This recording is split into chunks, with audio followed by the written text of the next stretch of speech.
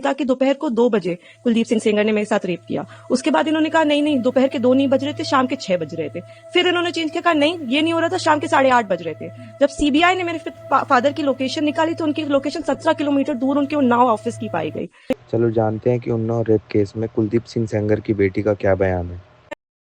हाथ जोड़ के विनती करती हूँ कि प्लीज एक बार मेरिट्स पे हमारा केस सुन लिया जाए। हम कोई दरिंदे नहीं है, हम भी नॉर्मल परिवार हैं और वो हमें कुछ भी पावरफुल बोल ले या कुछ भी कह ले, असल बात तो यही है ना कि 8 साल से इतने सबूत होने के बावजूद वो जेल में बंद है। मुझे कोई वो बिल्कुल प्रोटेस्ट करे, लेकिन जहां वो प्रोटेस्ट कर रहे हैं उनसे आप एक बार जाके कह दीजिए कि आप प्लीज सबूत दे दीजिए, एक बार दिखा दीजिए कि क्या सबूत है कि कुलदीप सिंह सेंगर ने आपके साथ ऐसा ऐसा किया। एक बार मैं मीडिया के मेंबर से रिक्वेस्ट है कि कोई भी एक बार जाके उनसे पूछ ले कि आप एक सबूत दे दीजिए madam. I am the Elder daughter of Kuldeep Singh Sengar. हम 2 बहनें हैं। मैं बस इतना ही कहना चाहती हूँ कि अगर एक भी प्रूफ है कि मेरे पिता ने उनकी तरफ जो ये एलेज कर रही है आंख उठा के भी देखा है तो आप मेरे पिता को फांसी चढ़ा दीजिए, लेकिन प्लीज एक बार मेरे केस के जो सारे फैक्ट्स है वो तो लोगों के सामने आने दीजिए। हम बहुत ही मुश्किल से जुडिशरी के पास गए थे, हमारे अपील में हमने सारे फैक्ट्स फाइल किए हुए हैं। उन्होंने अपनी टाइमिंग 3 बार बदली है। पहले उन्होंने कहा दोपहर 2 बजे, फिर उन्होंने एक मीडिया स्टेटमेंट दिया, उन्होंने कहा नहीं 2 बजे नहीं हुआ, शाम को 6 बजे हुआ। ये उन्होंने ऐसे इसलिए किया क्योंकि ऑलरेडी एक फोटो है मेरे पिता की कि वो मम्मी के साथ एक इवेंट में मौजूद है 2 बजे। फिर फाइनली उन्होंने जब एफआईआर लॉन्च की उसमें समय बदल दिया, 8 से 8:30 कर दिया। रिकॉर्ड पे है कि जो मेरे फादर की लोकेशन है वो जो अलेज कर रही है जो जगह उससे 17 किलोमीटर दूर मेरे फादर की लोकेशन है। वो खुद उस वक्त फोन पे बात कर रही हैं जिस वक्त उन्होंने ये टाइमिंग अलेज की है। तो इतने सारे सबूत होने, एम्स की रिपोर्ट है जो बता रही है कि वो 18 साल के ऊपर है और वो खुद को माइनर 15 साल की बच्ची बताती हैं। मैं बस ये आपके माध्यम से कहना चाहती हूँ कि मैं समझ रही हूँ कि आपकी भावना एक तरफ जुड़ी हुई है क्योंकि आपने ये सारे फैक्ट शायद कभी सुने नहीं है और ना किसी ने हमें नहीं अप्रोच किया कि आप अपना आपके फैक्ट्स क्या है। किसी ने उनसे कभी पूछा कि आप एक सबूत दिखा दीजिए कि आपकी तरफ कुलदीप सिंह सेंगर ने कभी आंख उठा के भी देखा। मैं कह रही हूँ अगर वो दिखा दे तो आप फांसी दे दे, लेकिन आप इस तरह का अनड्यू प्रेशर बना के, वो उन्होंने क्या किसी को बताया कि वो एक पॉलिटिकल पार्टी से एसोसिएटेड है। 2022 में उनकी माँ ने विधानसभा का चुनाव लड़ा हुआ है उन्नाव से। ये सब चीजें वो नहीं बताएंगे क्योंकि वो सब चीजें उनके नैरेटिव को सूट नहीं करता। हम भी 2 बेटियां हैं, 8 साल से ड्यू प्रोसेस, मतलब हम कभी धरना देने नहीं बैठे, हम कुछ नहीं किया, हम ड्यू प्रोसेस पे विश्वास रख के, और आज भी हमें पूरा विश्वास है कि अंत में, क्योंकि हमारा केस इतना स्ट्रांग है, अंत में हमारी जीत होगी। लेकिन 8 साल हो गए। मैं आपसे हाथ जोड़ के विनती करती हूँ कि प्लीज एक बार मेरिट्स पे हमारा केस सुन लिया जाए। हम कोई दरिंदे नहीं है, हम भी नॉर्मल परिवार हैं और वो हमें कुछ भी पावरफुल बोल ले या कुछ भी कह ले, असल बात तो यही है ना कि 8 साल से इतने सबूत होने के बावजूद वो जेल में बंद है क्योंकि एक बार आपने ऐसा झूठा इल्जाम उन पे लगा दिया। मैम रॉ फैक्ट्स की बात कर रहे हैं,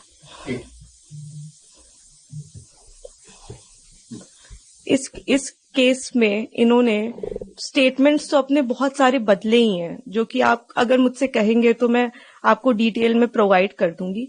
इन्होंने समय 3 बार बदला है। पहले इन्होंने कहा कि दोपहर को 2 बजे कुलदीप सिंह सेंगर ने मेरे साथ रेप किया। उसके बाद इन्होंने कहा नहीं दोपहर के 2 नहीं बज रहे थे, शाम के 6 बज रहे थे। फिर इन्होंने चेंज किया, कहा नहीं ये नहीं हो रहा था, शाम के 8:30 बज रहे थे। जब सीबीआई ने मेरे फादर की लोकेशन निकाली तो उनकी लोकेशन 17 किलोमीटर दूर उनके उन्नाव ऑफिस की पाई गई। सीबीआई ने दूसरे केस में जानबूझ के हमें चार्जशीट किया और उसके बाद जब दूसरे केस में चार्जशीट लगाई तो हमें पता लगा कि हमने जब वो सीडीआर देखे तो हमें पता लगा कि ये तो उस वक्त पे फोन पे बात कर रही थी।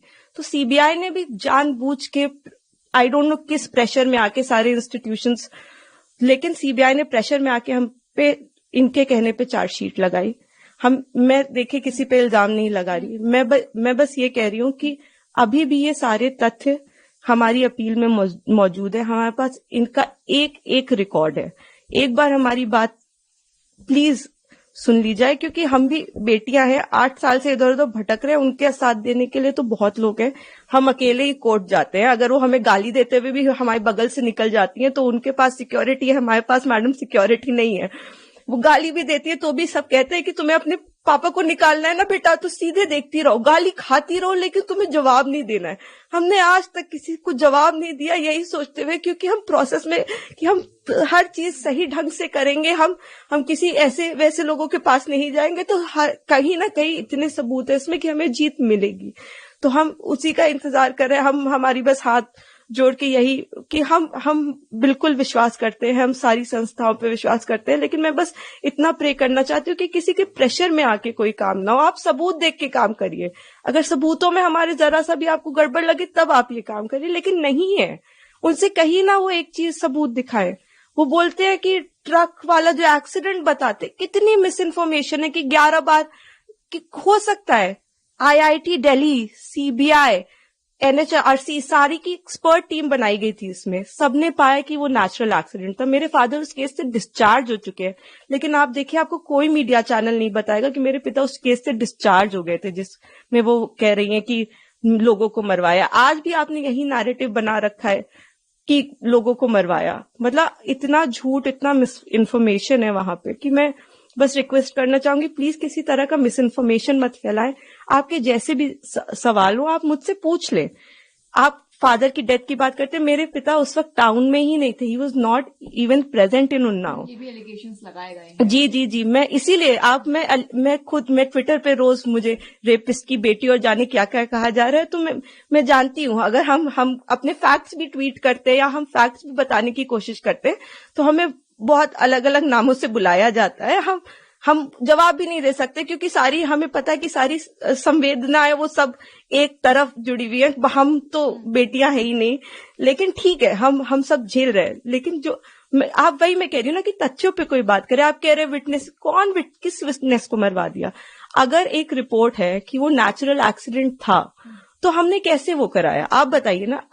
IIT दिल्ली तो झूठ नहीं बोले, एक्सपर्ट टीम्स बनाई गई, इतना प्रेशर बनाया गया। मेरे घर में रोज रेड मारते थे, रोज मेरी माँ को परेशान करते थे, मुझको परेशान करते थे, क्योंकि उस वक्त भी इसी तरह मीडिया में प्रेशर बनाया गया था।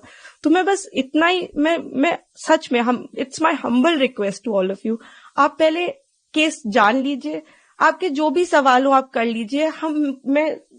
मैं डॉक्यूमेंट्स लेके आपके सामने बैठने को तैयार हूं, लेकिन प्लीज किसी की कही सुनी बातों पे मेरे पिता के साथ ऐसा मत करिए। 8 साल से हम न्याय के लिए लड़ रहे हैं, प्लीज। मैम, पहले दिल्ली हाई कोर्ट ने उनको बेल, सुप्रीम कोर्ट ने उनकी बेल को रोक दिया है। बहुत बड़ा प्रोटेस्ट भी हुआ इंडिया गेट पे जो उन लोगों ने किया उन्नाव विक्टिम ने, और उसके बाद जो है जंतर मंतर पे प्रोटेस्ट हुआ।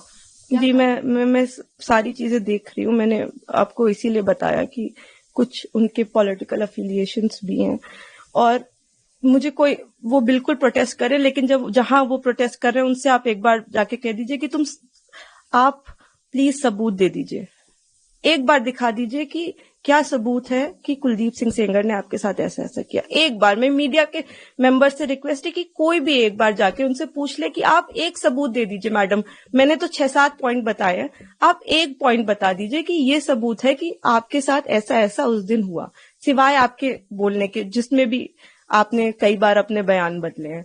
आपने मेरे पिता पे आपने एक केस फाइल किया, अन्य लोगों पे 2.5 महीने बाद आपने सोच समझ के, शायद ये आप में से कम लोगों को पता होगा, 2000 में इनके चाचा हिस्ट्री शीटर हैं, उनपे 17 मुकदमे हैं, 17, and these are not put by us. मैं जब पैदा हुई हूं उसके पहले से मुकदमे चल रहे हैं, तो इसके पहले कि लोग इसमें भी कुछ सोचे।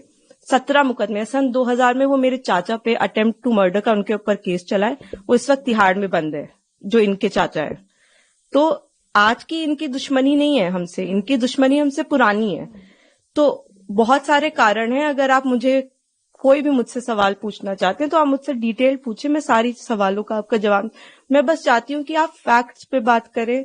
आप एक बार, मैं भावनाएं समझती हूँ सबकी, किसी को भी, मैं खुद एक बेटी हूँ, मुझे ये कहानी किसी बच्ची की सुनाई जाती तो मैं भी शायद ट्विटर पे गालियां ही लिख रही होती, लेकिन उस कहानी में कितना सच है ये जान लीजिए कि दूसरी तरफ भी हैं बेटियां, दूसरी तरफ भी लोग हैं। जिस इंसान को आप इतना बुरा समझ रहे हैं वो नहीं है, वो 2 बच्चियों के, और मैं इसलिए नहीं कह रही कि आप आर्ग्यूमेंट्स वो लेके आए, लेकिन वो भी इंसान, क्या उन्होंने देखा भी आंख से? आप एक प्रूफ दे दीजिए और आप मेरे पिता को फांसी पे चढ़ा दीजिए। मैं कह रही हूं, अगर एक भी सबूत है कि मेरे पिता ने उस लड़की की तरफ आंख उठा के भी देखा है तो आप मेरे फादर को फांसी दें।